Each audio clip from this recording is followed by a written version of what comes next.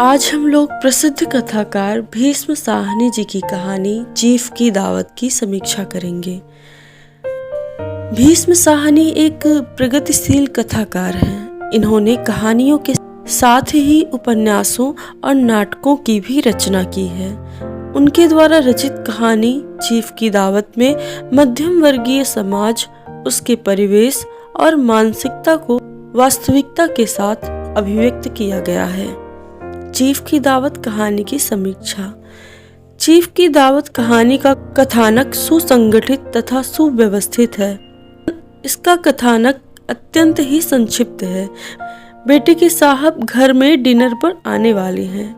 घर की व्यवस्था करते हुए अचानक माँ को देखकर दोनों पति पत्नी चिंतित हो जाते हैं। माँ चीफ के सामने ना आए, इसकी पूरी व्यवस्था करने के बाद वह अचानक चीफ के सामने आ जाती है और परिस्थितियां बदल जाती हैं। जिस माँ को पहले छिपाया जाता है वह चीफ की प्रसन्नता का कारण बन जाती हैं। भीष्म साहनी की कहानियां प्रायः मध्यम वर्गीय पात्रों को लिए हुए हैं। चीफ की दावत कहानी के प्रमुख पात्र भी इसी वर्ग से संबंधित हैं। सामनाथ, उनकी पत्नी तथा उनकी माँ। सामनाथ एक ऐसा पात्र है जो सामाजिक तथा आर्थिक विडंबनाओं से जूझ रहा है। वह स्वयं को आर्थिक दृष्टि से सुव्यवस्थित करने के लिए कुछ भी कर सकता है। चीफ को दावत पर बुलाना तथा उत्कृष्ट कोटि का भोजन खिलाना, प्रमोशन के लिए अवसर पाने की इच्छा उसके अर्थात सामनाथ के चरित्र के लालचीपन की ओर संकेत करती है। अपनी इस लौकिक उन्नति की इच्छा की पूर्ति के लिए वह हर बाधा को किसी भी कीमत पर दूर करने के लिए तैयार है। उन्हें विदेशी चीफ की नजरों में आधुनिक तथा सुसंस्कृत दिखने की अधिक चिंता है। आधुनिकता और संस्कृति की तैयारी में एक बाधा तब उपस्थित हो गई जब सामनाथ का ध्यान अपनी बूढ़ी माँ की ओर गया, जो उसकी नजरों में प्रदर्शन के योग्य नहीं थी। वह उन्हें चीफ की नजरों से ओझल करने की सोचता है। पहले माँ को छिपाने की चिंता, फिर कुर्सी पर कैसे बैठना, क्या पहनना आदि की कोशिशों में जुट जाता है। सामनाथ की एक चारित्रिक विशेषता अपनी झूठी संपन्नता के प्रदर्शन की भी है। आधुनिक और सुसंस्कृति के प्रदर्शन की भांति वह अपनी समृद्धि का भी प्रदर्शन करना चाहता है। वह चीफ व अतिथि के सामने माँ से सोने की चूड़ियां पहनने के लिए कहता है, किंतु माँ द्वारा यह सूचना पाकर कि सारे जेवर तो उनकी पढ़ाई में बिक गए, सामनाथ तिलमिला जाता है। उसकी तीखी प्रतिक्रिया से माँ के प्रति उसकी अवमानना, कृतज्ञता का पता चलता है। वह माँ की ममता का मूल्य चुकाने की बात कहकर उसके वात्सल्य का भी अपमान करता है। लेखक ने चीफ की दावत कहानी में वातावरण का बड़ी ही कुशलता से अंकन किया है। भोजन के पूर्व शराब जो स्त्री व पुरुष दोनों पीते हैं। मदिरा पान के बाद चीफ और अन्य लोग भोजन के लिए बरामदे में आए तो चीफ के सामने सामनाथ की माँ खर्राटे लेती हुई नजर आती है। सामनाथ ने माँ को जगाकर चीफ का स्वागत करने के लिए कहा। भारतीय परंपरा के अनुसार माँ ने दोनों हाथ जोड़ लिए, किंतु चीफ ने हाथ मिलाने के लिए अपना हाथ आगे बढ़ाया। सामनाथ ने माँ को आदेश दिया कि वह साहब से हाथ मिलाए। इतना ही नहीं, चीफ की इच्छा अनुसार सामनाथ ने माँ से गाने की फरमाइश भी की, किंतु मना करते हुए भी उन्हें एक पंजाबी लोकगीत गाना ही पड़ा। माँ की स्थिति तब और भी निरीह हो गई जब उसे बेटे ने आदेश देते हुए कहा कि चीफ को अपनी फुलकारी दिखाए। यहाँ सामनाथ की चिंता केवल साहब को खुश करने की थी।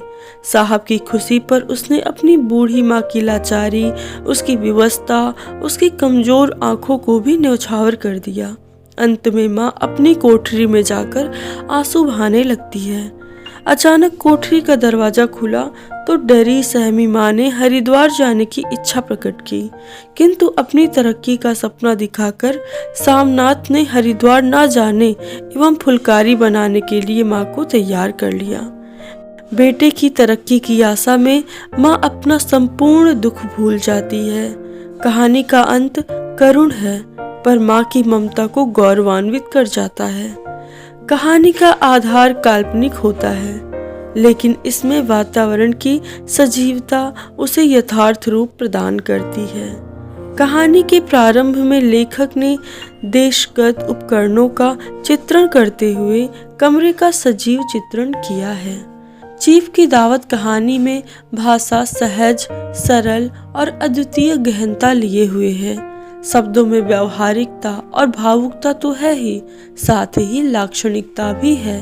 लेखक ने प्रायः बोलचाल में प्रयुक्त होने वाले अंग्रेजी तथा पंजाबी भाषा के उन सभी शब्दों को यथोचित रूप में अपनाया है जो प्रायः मध्यम वर्गीय हिंदी भाषी जनता में प्रचलित है। सरल, सुबोध और स्वाभाविक वाक्य कहानी की प्रेषणीयता में सहायक सिद्ध हुए हैं। बदलते हुए मानवीय मूल्यों के संदर्भ में चीफ की दावत कहानी अत्यंत महत्वपूर्ण स्थान रखती है। वस्तुतः आज का मानव खंडित जीवन जी रहा है। उसकी विडंबना यही है कि वह न किसी का बन सकता है और न किसी को अपना बना सकता है।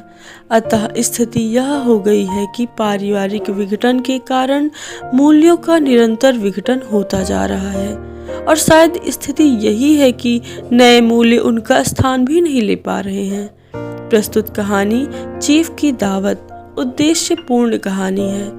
व्यक्ति की मनोगत स्थिति और विकृत चिंतन को उजागर करना ही कहानीकार का उद्देश्य है, और वह इस क्षेत्र में सफल भी रहे हैं। कथा की शैली नई है एवं उसमें संवेदना है। परंपरागत शिल्प का अभाव भी नहीं है। सूक्ष्म मनोवैज्ञानिक पकड़, आज की संतान की मानसिकता, स्वार्थपरकता आदि का बहुत प्रभावी चित्रण यहाँ किया गया है।